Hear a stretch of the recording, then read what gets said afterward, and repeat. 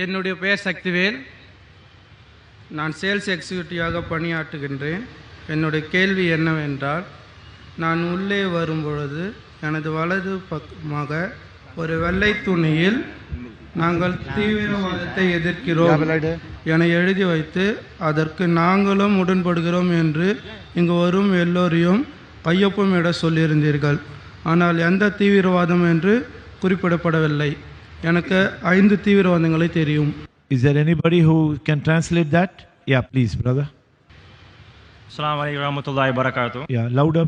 Can we have the volume more? Yeah, closer. Yes. His name is Saktivel. He is working as sales executive. His question is, he has seen a big white screen over there which states, "We condemn terrorism." He has a question about which terrorism it exactly means, whether it is government terrorism or a group terrorism or a media terrorism or a terrorism which happened in 1992 December 6, which world media has projected, or the terrorism which has happened in Gujarat. He has a team to sign over there, but he has got confused what terrorism it means. Jazakallah khair. Brother asked a question that there is a big banner put there where that his signature campaign, and people have told me they have got tens of thousands of signature campaign. It's mentioned on the title, "We condemn terrorism." So he's asking, which terrorism do you condemn? Do you condemn group terrorism? Do you condemn political terrorism? Do you condemn media terrorism? Do you condemn terrorism which happened in 9/11? Or do you condemn the Gujarat terrorism? Brother, we condemn all terrorism. Whether it be political terrorism, whether it be media terrorism, whether it be 9/11, whether it be Gujarat, whether it be Babri Masjid, all these terrorisms, anyone taking the life or terrorizing any innocent human being, we condemn it. Terrorist means a person who causes terror. So any human being terrorizing an innocent human being, we condemn it.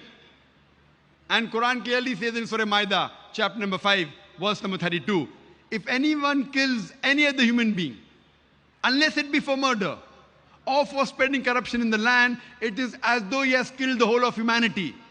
And if anyone saves any human being, it is as though he has saved the whole nation.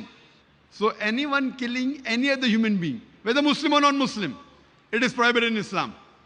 Anyone killing any innocent human being, whether Muslim or non-Muslim, it is prohibited in the Quran.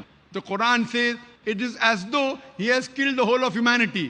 And if anyone saves any other human being, whether Muslim or non-Muslim, it is as though he has saved the whole nation. So we condemn all sorts of terrorism. Anyone that terrorizes innocent human being, anyone, whether it be the government terrorizing innocent people, whether it be the media, whether it be 9/11, whether it be Bosnia, whether it be Afghanistan, whether it be Chechnya, whether it be Iraq, all these killings. But if you have seen my talk, is terrorism a Muslim monopoly?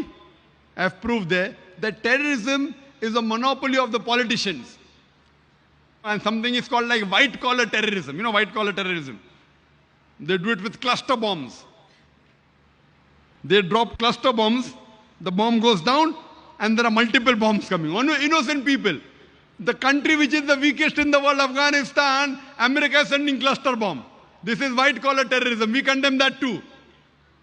Whether it be in Iraq, whether it be in Palestine, any innocent human being killed in the world, whether Muslim or non-Muslim, we condemn it, and we want this to stop as early as possible.